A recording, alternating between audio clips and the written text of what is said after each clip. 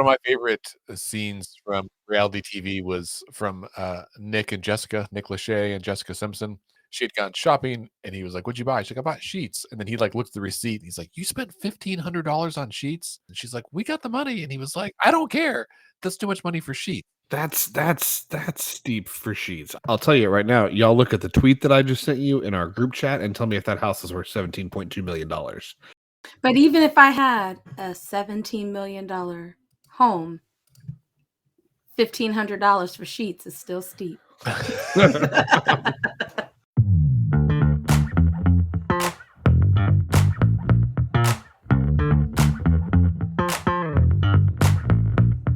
Hello and welcome to Let's Pod This. My name is Andy Moore. Good to be with you again this Friday afternoon. We are slip sliding on the snow into spring break here, and the legislature has adjourned essentially for a week and a half. I mean, the Senate's going to come back and do some work next week, but the House, I guess, is really just checked out for all of next week. We'll see what happens. And today we're going to talk about various aspects that we've probably missed in the last couple of weeks because a lot of our conversation has been dealing with this enormous hole in the side of Oklahoma politics that will be created by Senator Inhofe's retirement and the jostling to fill that hole, and then the subsequent holes that those jostling members will cause, and just the general shift. It's like one of those puzzles where you have one empty space and you have to like move the boxes around, you know? Yes. Well, anyway, joining me today, of course, are our other two hosts. They're both excellent in their own right. Bailey Perkins Wright, hello. Hello, Andy. Thanks for being here. And Dr. Scott Melson, hello to you. Hello. I feel like I should tell you guys it is 3/19 today, Friday, March the 11th, and at this time I am still not a candidate for United States Senate. I really thought this was going to be the day. I thought this was going to be the day we got the announcement. Wait, just a soft announcement on the podcast. Yeah. I'm still not running, but apparently neither is any other Democrat. So yeah, let's start there. So, I listeners, we don't have an agenda for today. Just bear with us. We're gonna wheel and deal our way through this like we used to before we started planning out our episodes.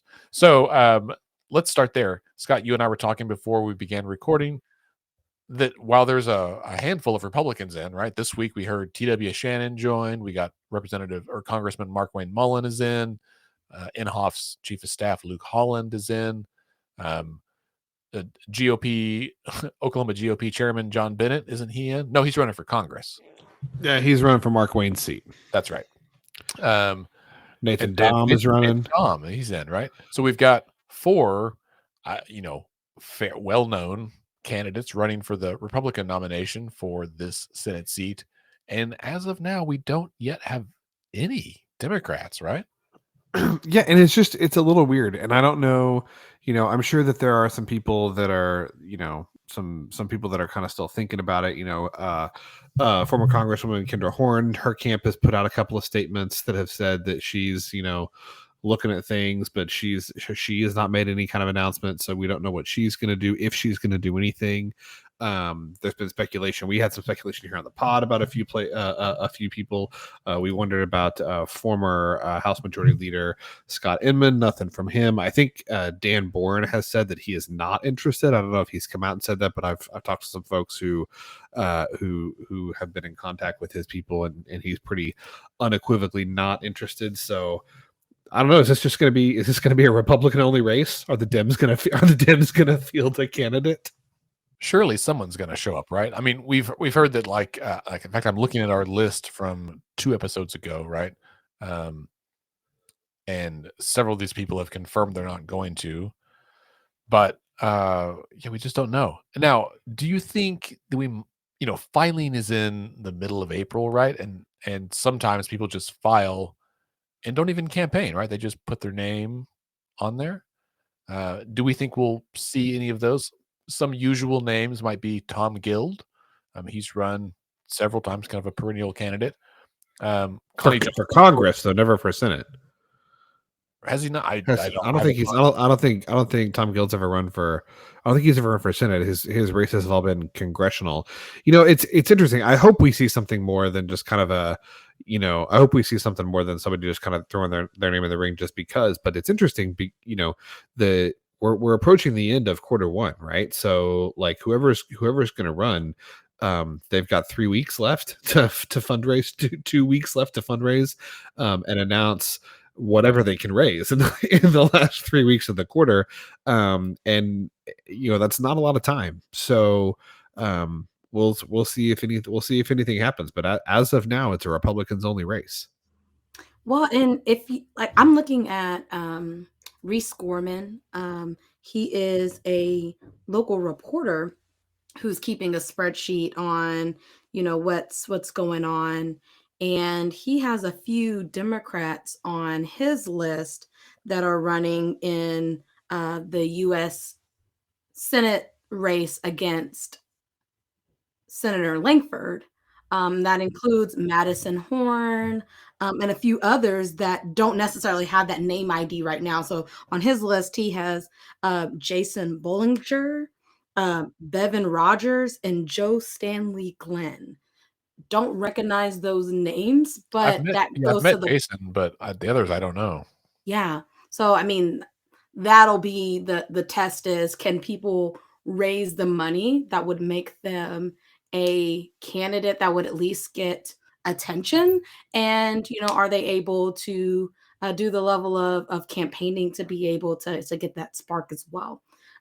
We knew that Abby Broyles was able to get the attention the last time that she ran against Inhofe because she was able to raise about $1 million. And so if you aren't able to, as a Democratic candidate to raise above $1 million, you can't be even really considered a viable candidate at that statewide level.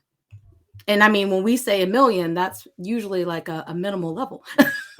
Right. Well, yeah. So Abby raised a couple of $1 million in her race, although it's a drop in the bucket compared to what Inhofe had and spent. So it was not a fair fight from a fiscal standpoint, although that's not always the only measure that matters. But it does seem like if there's some energy around Joy Hoffmeister running for governor, and if somebody notable got into one of these Senate races, right? Ideally, I guess the Inhofe seat because it's an open seat. So if a notable Democrat got in, what usually happens in elections, right, is that big names at the top of the ticket help drive turnout, and that will improve the chances of the same party down the ballot, right? So if you've got a couple of high profile folks running as Democrats, then you at the top of the ticket, you might help Democratic candidates down ballot. And so I would assume that there's almost an expectation or a hope at least that somebody notable gets in that is able to raise money and to raise awareness of this race and to drive turnout because it would help people further down the ticket.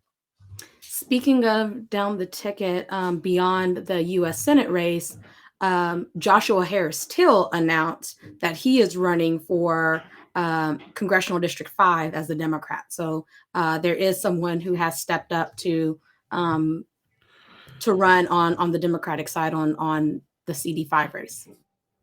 Absolutely, I saw that. I think that's that's interesting because I think he is someone who has he run for anything before? He hasn't. He right? ran for I believe it was Congressional District 2 when Mullen's seat was an open seat. That's right. But he's someone who has, I think, a pretty big online presence. He's very active in the community. I think he's someone who could engender a substantial amount of support. A former national president of Young Democrats of America. Yeah. So very involved in the political space, knows a lot of the players who can bring in the resourcing to not have a blow off, at least in an election, right? So absolutely. Is there a cost for running for Senate? I know like there's a filing fee for almost every state office, but I'm on the Ethics Commission website trying to find it, but I thought you guys might know off the top of your head. Not off the top of my hand.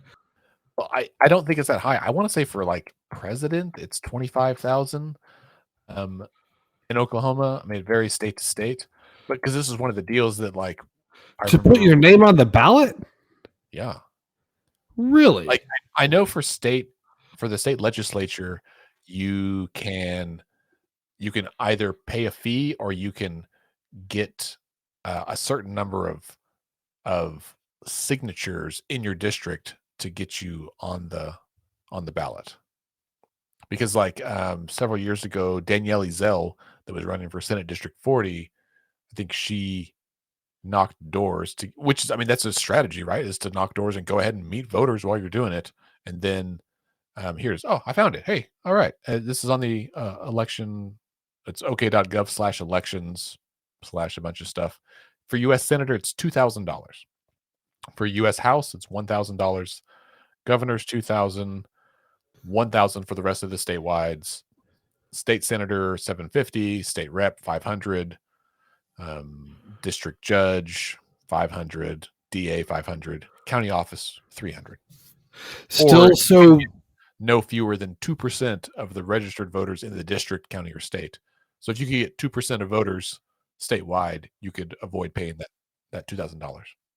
still so weird that we elect judges and DAs. Just every time it comes up, I feel like it's important to say that. It is weird, but it's also like I feel like that's like a double-edged sword, right? Like, it's weird to elect them, but then the idea of, like, just what's the other option? Having them be appointed? I guess Having them be appointed by the bar was the other option. that makes right. sense. Okay. Right. I mean, I'm have them be- okay with electing judges and DAs. What I'm not okay with is partisan elections related to positions, right? Right. And 'Cause those you aren't have folks. partisan right now, right? I guess the I DA, mean, There are some um, some judicial ones. judicial ones that can be partisan, right? well, and just But because because there's not an R or a D on your name next to the ballot doesn't mean it's not partisan, right? Like, I think we can say that the Oklahoma City Council race is nonpartisan, but I think we can also safely say that David Holt and Joe Beth are not in the same party, right? And wouldn't be if the races were partisan, right? And that's But I would argue that if city council and the mayoral's race was partisan, they would be further apart than they actually are. Like, they would have to run further apart than they govern. that's I'm probably true. But I'm pretty sure I've seen some signage for the DA race of someone saying Republican for DA, right? Where people can self-subscribe. And to me, I'd rather not have a Republican or Democrat DA. I want someone who's going Right. to, you know, Right. That's like Jared Deck in Norman is running for Norman City Council, and his signs say, like, vote Democrat, vote Deck, or something along those lines. Like, he's tying his name with the alliteration to that party. And I mean, if that's a winning strategy for you, then there's nothing that prohibits you from doing that. But I think, to your point, most voters don't know, and I think, especially in these partisan times, a lot of voters would like some politics removed from the process, right? Because it's so ugly. And why are some of these races partisan? What does that actually achieve, right? Is it just a shorthand to know what they stand for, or is it a simple code to know if they're going to fund the police or defund the police, or whatever it is? But it's really, I mean, the county assessor's race, I think, is partisan, but, like, what do they even do, right? What does that matter? agreed. And I mean, I think when we take that party affiliation out, it gives people that opportunity to do their own digging to find out about a candidate more so than relying on, a letter behind someone's name. I think that's one of my issues overall in the voting system related to straight ticket voting. It always makes me concerned because people have that ability just to say, oh, I don't even need to look at the name. I'm just going to pick a party. It's the worst. It's the worst. I do want to go back to the Senate race. We're kind of because I'm getting a sidetracked. I want to shift over to the R's.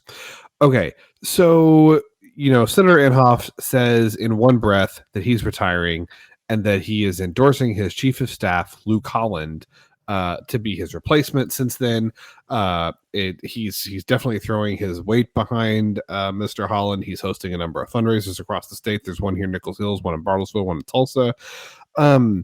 A question that I have asked around to some people, and no one seems to have any answer, is, and so I'm going to ask you guys, why Luke Holland? Like, why is Jim Inhofe saying this guy who's never run for office, who's never held office, who hasn't lived in Oklahoma, it doesn't appear, for the last 10, 12 years. He's been in DC. He's only ever worked for Senator Inhofe. He's never worked for anybody else. So he's risen rapidly through the ranks in this one office, but it's not like he's been a Senate staffer, right? He hasn't been a committee staffer, one of the paid professionals that's a staffer for the legislature because of their expertise in a given area. I have a theory, but I'm just curious. Why do you think that the senator has decided to try and put his thumb on the scale for Luke Holland as opposed to one of the other folks that we knew it was inevitable, who we knew it was inevitable was going to get in the race? I mean, I think it's because Inhofe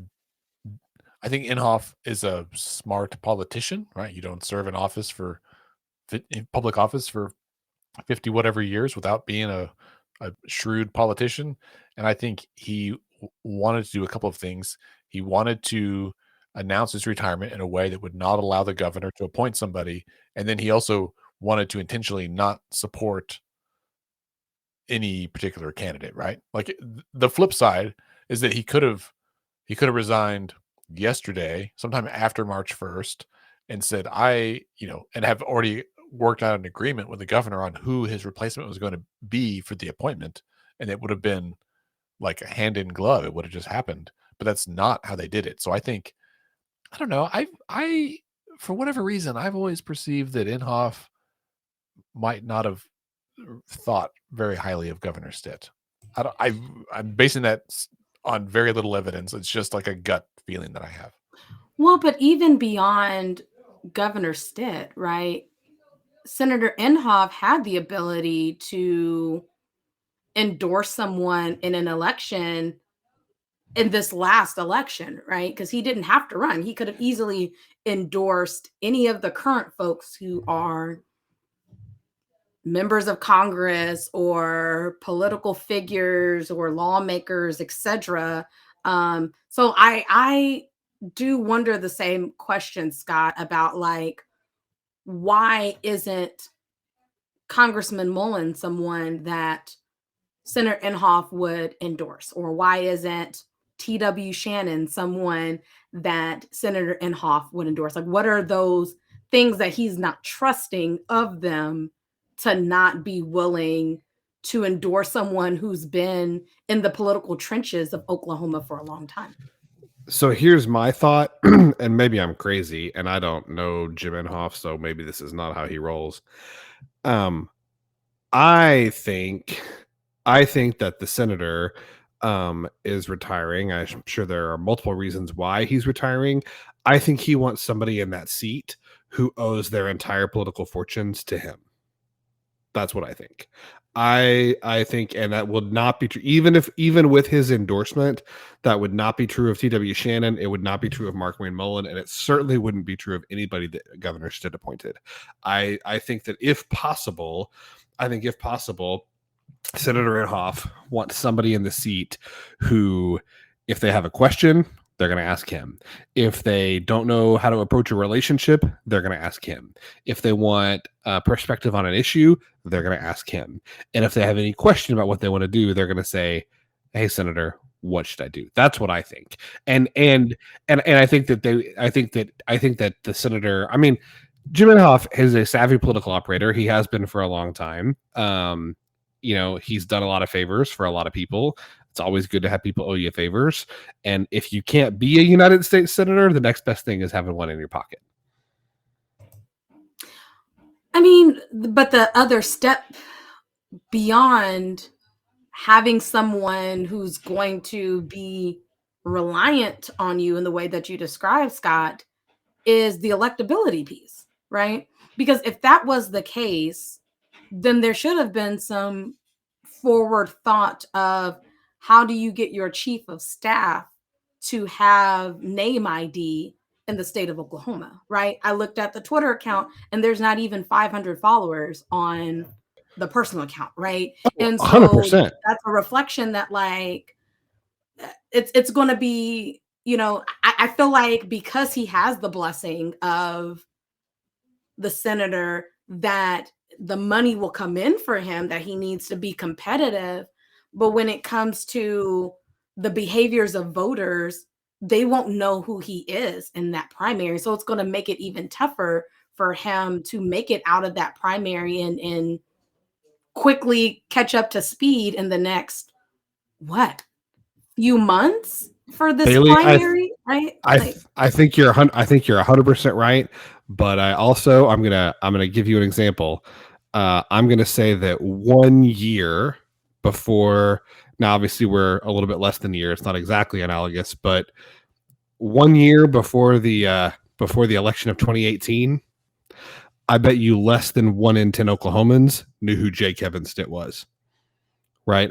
Enough money can buy you name ID. Now, I want to be clear. I don't think Luke Holland is going to win. I don't even think he's going to be in the runoff that this race will eventually progress to. I don't know that this was to your point.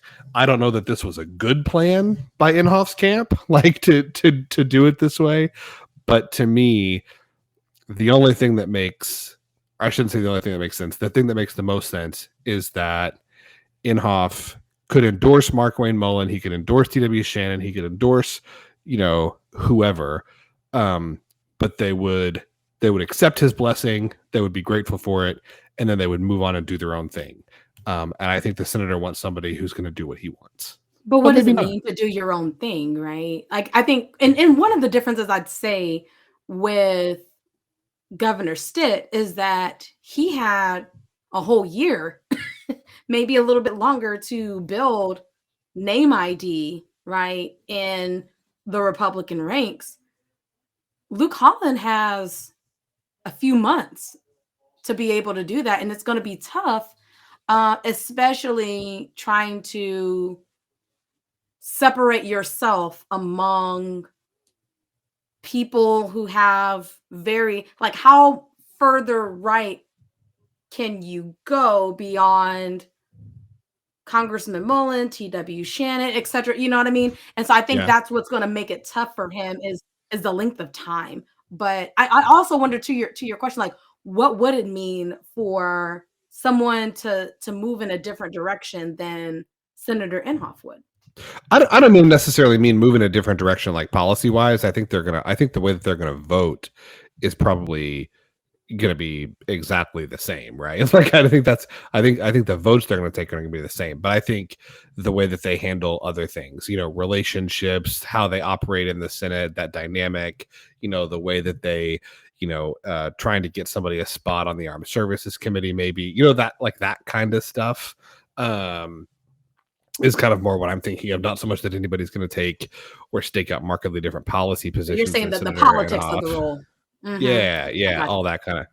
I mean, I understand the desire to have someone to kiss the ring, right, and to be a kingmaker. But I think if having not served an elected office in Washington at all, right, certainly much less time than Senator Inhofe, I think one thing that seems to be the case is that once you're out of the game, you are out of the game. Now, that's not always the case. There's some people that dabble, right? But given Senator Inhofe's age and his, I don't know what his willingness is to participate in the game on an ongoing basis, but I think he could somewhat be like fairly quickly pushed to the side once the election's over, right? So he may be thinking he's going to stay in it, and he might not. We'll see. But I do think it's interesting to think through, what conversations were happening behind the scenes. Like, did T.W. Shannon go to him and say, Senator, will you endorse me? And then Mark Wayne went to him and said, will you endorse me? And Inhofe said, well, I can't endorse you, so I'm just going to endorse my guy over here, so it doesn't matter. Or was there a direct conversation between one of those other name ID candidates that was like, listen, I'd love your endorsement. If you won't do it, please don't endorse the other guy, right? Like, will you stay neutral on this? And I could see that happening. But the thing that's interesting to me, I don't think we've mentioned this yet, but there was a story this week that Senator Inhofe had solicited Trump's endorsement for Luke Holland, and Trump refused to give it, probably because he didn't know the guy and he recognizes that his name is all the. But also, Trump Yeah. may still be mad at Inhofe for the election stuff, Oh, right? yeah. Like, That's a good point. I forgot about that. Inhofe, who affirmed that the election was valid and correct. because even President Trump made a stink about some of the stuff related to the NDAA and some of the armed services things that needed to be done towards the end of the administration, right? And so there were some feathers ruffled for him not taking the political standpoint over the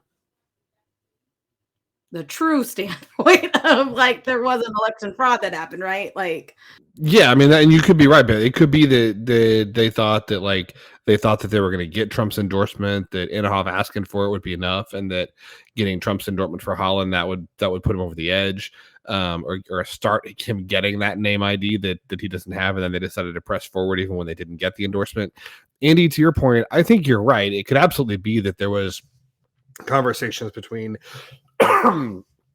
Congressman Mullen or T.W. Shannon, his people. I mean, that could have happened. The only thing I would say, and maybe you guys have heard different, I have not personally talked to anyone that had any idea that this was coming. Right? Like, this took, and usually when an event like this happens, if your ear is to the ground a little bit, there's stuff. Oh, I heard that maybe next week that there's going to be, but this seemed like, I mean, nobody had any clue until that Thursday when who was it? The Washington Post, the Times, one of those people, put it out, and it was a media outlet on the East Coast that had it before anybody here. So that's why I don't think there were conversations between any of the folks that were running or that were inevitably going to run here, is because I don't think they could have kept that quiet. And so if you're not going to talk to the folks that you know are going to run in state, why are you picking? Maybe you pick Luke Holland just to stay out of the fray. But if you're going to do that, then why just not endorse anybody? Right? Like, just say, I'm not endorsing anybody. I'm going to retire. Y'all have at it. So to me, that says there has to be a reason that he picked Luke Holland.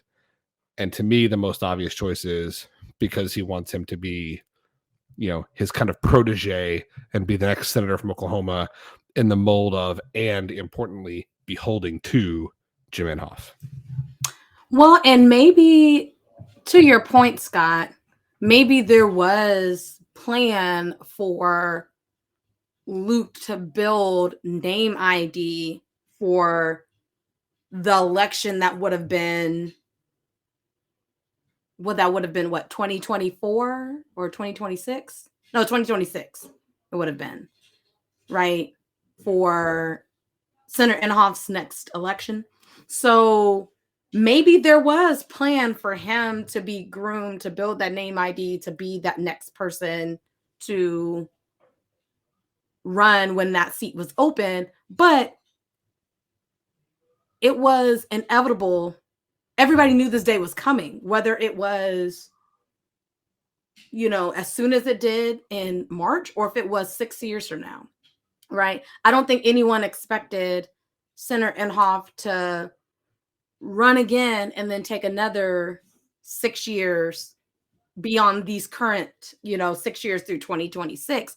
So I would suspect that some conversation had to have been happening of mentorship, grooming, all of those things, thinking about the future of Senator Inhofe wasn't going to be there forever. But also with the endorsement from Donald Trump, we can't forget that T.W. Shannon was a staunch supporter of Donald Trump. I mean, he was one of the top leaders of Blacks for Trump. He stumped for President Trump in the second election. So he was deeply involved. And so he also may have felt some discomfort for the fact that there was somebody who deeply supported him that's also running in the race. So that might be another factor. No, I'm going to disagree with you there, Bailey, because that would entail Donald Trump thinking about somebody besides himself with any sort of like, I just, yeah, I, I was with you up until that. Well, but like when somebody makes you mad, i.e., Senator Inhofe, and then somebody is for you, i.e., T.W. Shannon, that does make you think about, you know what I'm saying? And that is also the type of leadership and politicking that he had as president. So I don't think it's too far off for him to be like, I'll pass on that. And it wouldn't surprise me if at some point we saw a endorsement from Donald Trump. So let's pivot away from that and talk a little bit about uh, energy of all things. So yesterday on the 10th, Governor Stitt's official Twitter account tweeted, "I am thrilled to announce Oklahoma is teaming up with Arkansas Governor Asa Hutchinson and Louisiana Governor um, John Bell Edwards to compete to establish a regional hub to develop and produce clean hydrogen. Oklahoma has been a pioneer in industry for over a century." Then he goes on in the next tweet to say, "Developing hydrogen as a fuel and manufacturing feedstock will help us stay ahead of the curve. Our pipeline infrastructure and vast natural resources make us uniquely qualified for this hub, to win this hub along with our partners. Now more than ever, we need to embrace an all of the above approach." This is, I think, particularly interesting that this is happening now on the backdrop of the Russia-Ukraine war, record high oil and gas prices, and the fact that there's been a very vocal call for President Biden to, to call on U.S. oil companies to produce more and to really like focus on that. And then here we've got the governor also talking about hydrogen as a additional, supplemental fuel source that is in, I would say, I guess, in competition, right, with our oil and gas companies as it is now. Although I think isn't there a One thing I learned recently is that there's different types of oil around the world. So it's like this kind of menu of options. So that's why it's not as easy as like just stop taking oil from this part of the world. Like it's not as simple as America can solely produce all of the oil and all the types of oil that the world needs. right? Well, and there's a lot that goes into that. I mean, there's been on Twitter at least a copious amounts of people chiming in to say, well, you don't just like flip a switch and start producing oil automatic. Like you gotta get permits, you gotta move the equipment there, you gotta drill the hole, you gotta start pumping it, you gotta transport that somewhere, you gotta refine it. Like it's like a 2-year lead time before that oil hits the market, and it's not going to affect prices today. And that's what the oil and gas companies are concerned about is they ramp up production and then costs decline because the war's over, things settle, whatever, whatever happens to make those prices decline. And now they've essentially, the ROI is not there, right? On how much they're producing. And so they're like, we want to monitor production more than scale up so that we don't lose any earnings. Well, and that's a good point, Bailey. A number of U.S. producers, I think, including like Devon and Chesapeake and ones in our state, said their plan is to increase production, the number of wells and all that 5% a year, and they're not inclined to make, long-term investments in a short-term problem. And so their plan was to stick with that 5% increase. Now, of course, in the meantime, the oil they are selling right now is at record high prices, which means they're bringing in huge profits. I know there's been some discussion at the state capitol about, okay, well, should we find a way to help the state benefit from this as well, right? I mean, obviously, they're still paying whatever their gross production tax rate, flat rate is on their production of oil, but they're making a bigger profit right now. And so there's some discussion of like, well, what if we need like essentially like an additional production tax that's only triggered in times of plenty, right? To like skim a little extra for the state so that we as a collective community also benefit when gas prices are good or oil prices are good. It's So like the opposite of like the tax cut trigger for income yeah, tax. right. Yeah, we know that's a bad idea, but maybe this is a good idea. And of course, in order to pass any kind of revenue raising measure, they'd have to have a 3/4 majority in both chambers, so it's not going to happen. Um, but this does mean that for right now, right, however long this conflict lasts, however long these oil prices remain inflated, um, these oil and gas companies are going to be bringing in lots of money. And historically, that usually means they invest in some infrastructure, right? They do more charitable giving. They buy T-shirts for Thunder games. They build buildings, and then those buildings go vacant 10 years later when oil crashes, right? And so we have seen this cycle. We know this cycle well. Um, And they do too. And I think that's the part of the conversation that is hard for the public to grasp is that they know their cycle as well. They know that if they ramp up production and things like that, that things will change, and then they'll have to lay off more people, close more rigs, all those kinds of things. And so, to your point, Andy, I think they're playing the game of capitalism, right? yeah, yeah. I That's mean, what they're doing right now. yeah, they're benefiting their shareholders, right? Um, which is, and it's just a difficult thing. And I think for me, this is particularly worrisome because we're in the middle of the legislative session and decisions about our state budget are being made, right?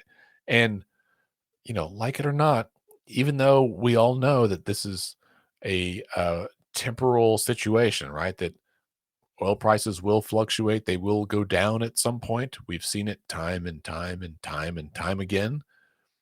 But we've also seen the state legislature make decisions based on high oil prices that we always come back to regret, right? And it just is maddening to be like, you guys know, we all know what's going to happen, right? Boom and bust. We've lived this for decades, and we keep it's maybe it's different people every time, right? It's just enough Well, time. and they're already poised to make some terrible budget decisions this year anyway because they got $1 billion extra in federal money, right? There's $1 billion sitting there of federal one-time funds, and they're saying, "Oh, well, we can cut all kind of taxes because we got $1 billion extra." Oh, that by the way aren't going to be coming back next year. So you combine $1 billion extra with record high gas prices, and the history of the Oklahoma State Legislature does not bode well for Oklahoma's budget in the next 3 to 5 years. But what is faring in the favor of the people are the priority differences of the House and the Senate right now, right? And I think that's going to be the key on what happens going forward, right? Because you have one chamber that's passionate about one area and another chamber that's passionate about another. And even what type of tax cuts they want to do in this season aren't clear and in alignment with the legislature, because that is one thing they do know is they can't do all the things. So it's like, which thing is it going to be? And sometimes it may be to the point where there's like a stalemate. So, I mean, who knows what's going to happen around this time? But to your point, Andy, like we have to plan for the long term and not when, things are good, right? As I'll give credit to JD Baker for this, he made a comment that like you don't quit your job just because you won the lottery today, right? Like you got to think about is it the Mega Millions? Well, let's say you won 50,000. If you are what's that? 100,000, right? Like what's that one that gets up to like 950 million sometimes? Which one's that? No, that's a different story. That's definitely a different story. I love my work, but if I won a $900 million lottery, I might think about retiring. But I will say the legislature doesn't have a $950 million equivalent at an individual level, right? Sure, absolutely. And the other thing that's hanging over all this is the bill that did not get heard in committee this week, or at least not yesterday, and I don't think it did today, is Senator Treat's voucher bill that's not a voucher bill, right? That has not passed the floor yet. I have no doubt that it will. But I think what you're going to see is that the education savings accounts bill is going to come down and be a part of budget negotiations. We know that there are some tax cuts. There's some tax cuts that Speaker McCall has really wanted for the last couple of years that haven't made it through. Part of the reason they haven't made it through is because Senator Treat and his colleagues on that side of the dome have said that they don't think that the tax cuts are a good idea. But now you've got something that Senator Treat really wants and something Senator McCall really wants, and I suspect there will be some horse trading before we're done, and we'll see some form of vouchers that pass the House in exchange for corporate income tax, if not zeroed out, certainly a reduction. Which is, I think, maybe bad fiscal policy. Two bad policies for the price of one. Right. I mean, they both would benefit wealthy individuals far more, maybe exclusively, right, above folks that have lower incomes. So, And the interesting part is that from both chambers, we've heard a lot of rhetoric about giving relief to the people. And so that'll be interesting to see is what exactly that's going to mean, and if there's going to be any policy that puts truth to that. But to the points that are just lifted now, it's not seeming like that's going to be the path of compromise. it does make you want to say, which people? Who specifically are you referring to? To whom? Yeah, Scott. So you mentioned that Treat's voucher bill didn't even get heard this week. It didn't get. They pulled it from the agenda. From what I've heard, the whip count is pretty close, right? Some legislators were not there this week that might have voted for it. So we'll see what happens next week. The Senate is scheduled to meet Monday and Tuesday, and from what I've heard, they're planning to get some work done. I think the House may gavel in and gavel out on both days since it is spring break. But again, the next deadline, the floor deadline, isn't until the 24th, I guess, towards the end of this month. So there's still a couple of weeks left that these bills could pass. And Scott, I think you're right. There's undoubtedly some haggling that will be occurring behind closed doors, right? That's what happens in politics. And it'll be interesting to see what that final result is.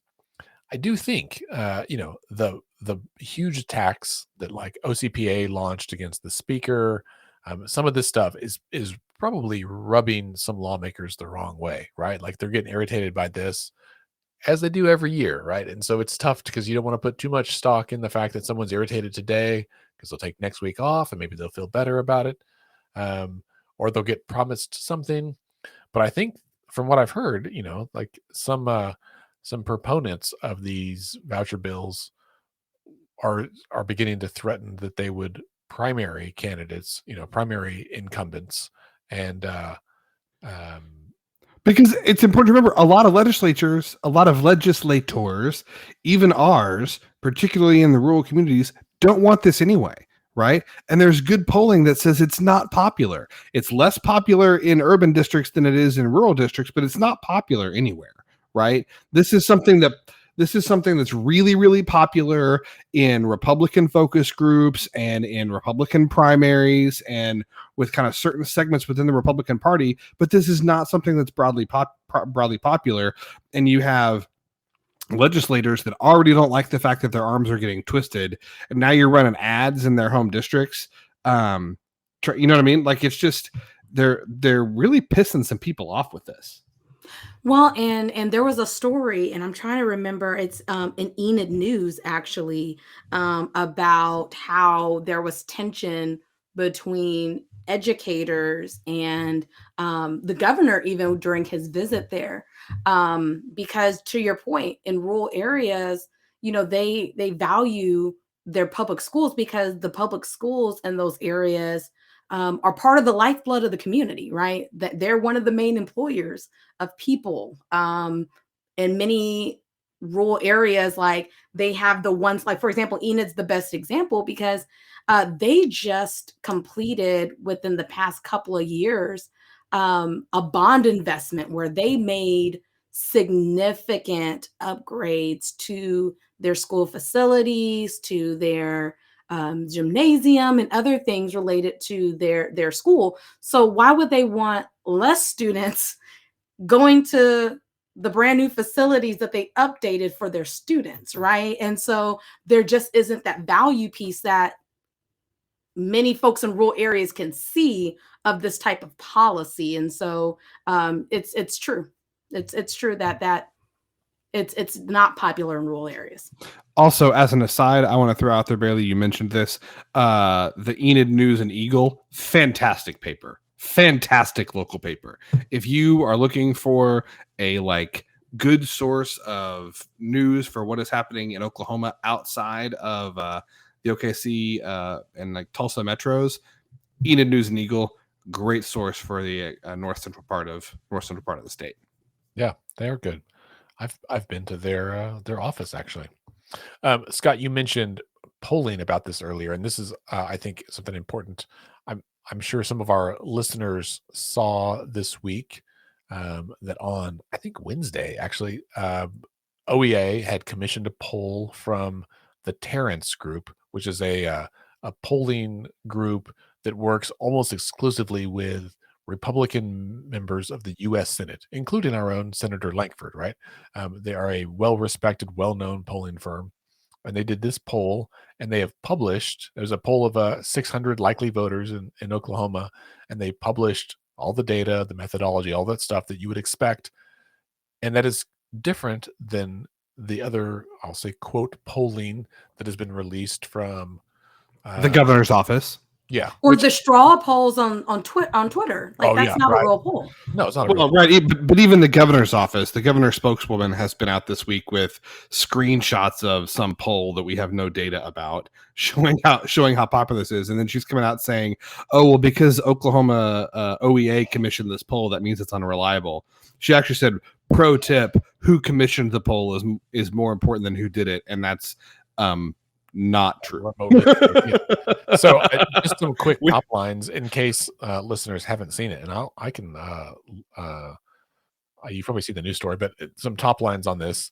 55% of Oklahomans rated the public schools in their area as being good or excellent, so that's a good majority. 83% rated their teachers in their child's public school as being good or excellent. And then when you word questions in a way that really describes, I think, what this bill would do. So the question is, do you favor or oppose using taxpayer dollars to fund private school tuition? That's what a voucher does, right? It is 61% oppose, right? Either strongly or somewhat oppose, and only 33% in favor, and only 6% unsure. So like Oklahomans, by and large, are pretty determined on this, either for or against, and it's a 2-to-1 oppose, right? Do you break it down into urban, rural, and suburban? 56% of rural voters oppose using taxpayer dollars to fund private schools. 68% of urban voters oppose, and 65% of suburban oppose. So like that's and of those, like it's a huge majority strongly opposed. Like Oklahomans are opinionated about this, and they are strongly opposed to the vouchers. And so they tested messages about if you heard that these voucher programs mean there's less money available to maintain or improve schools, private schools are not required to follow the student testing programs, things like that. It only drove the number that oppose them even higher. And so when this polling came out, I know Scott and I think it's probably in our little group text, it was like the shot heard around the world where everyone was like, oh, now that we have the data, it really is clear that Oklahomans don't like this bill. And that's when we saw support at the Capitol evaporate pretty quickly, right? Yeah, 100%. I mean, this is like you said, this is I think this is an A or A plus polling firm rated by 538. They're a highly rated polling firm. They do really good work. This is a good poll. They've published all the appropriate data that you want to see when you analyze the poll. I think this is. I'll say this. No one poll tells the whole story about any issue. Your best option is to take an average. But you should only take an average of polls about which you have all the information. And so I think this is at the very least, this is a really good snapshot. And certainly a point that I think a lot of lawmakers are going to take seriously, right? And let's be clear, I don't think every senator and state rep is going to be like pouring through the crosstabs, but I think what you're going to hear circulating in the apples is, oh shit, Langford's polling group says that this is a terrible idea, right? Right? This wasn't change research, right? Like, who also does great work, but they have a reputation of working exclusively with Democrats, right? So that's right. Well, this brings us to the end of the episode. Listeners, thank you for being here. Scott, thank you for being here. Sorry I have to miss next week, but glad to be here today. Bailey, thanks for being here as well. Of course, we'll miss it. And as Scott said, he won't be here next week, but Bailey and I will, and we'll be joined by two special guests, Representative Marilyn Bell and Lauren Schruler from OU. She's also a Norman City Council member, and they're coming on the show to talk about lots of stuff, most notably, or I don't know if it's most notably, but notably because next week will be our 200th episode, and because this is Women's History Month, we're going to talk about women and about leadership. I'm honestly just probably along for the ride, right, to showcase these competent, important, powerful women that help run our world. I wish we had more of them, so I'm excited, looking forward to it. And then I think we've probably teased in the past that we were planning something for our 200th episode, and we're still planning it. That's the truth. We're just, the timing is not working out, and the weather appears to not cooperate either, since every Thursday for the last 2 months we've had snow, it seems like. So listeners, for those of you who came to our 100th episode live event, think about that. We'll plan something for later in the spring, probably towards the end of session when we all could use a break, and maybe find a patio and an adult beverage and make some Oklahoma government trivia. Could be a fun week. And so stay tuned for that. We don't have a date yet, but we'll let you know. Until then, don't forget that decisions are made by those who show up. Have a good weekend and find ways to show up for your neighbor, for your family, for your community. Have a good week.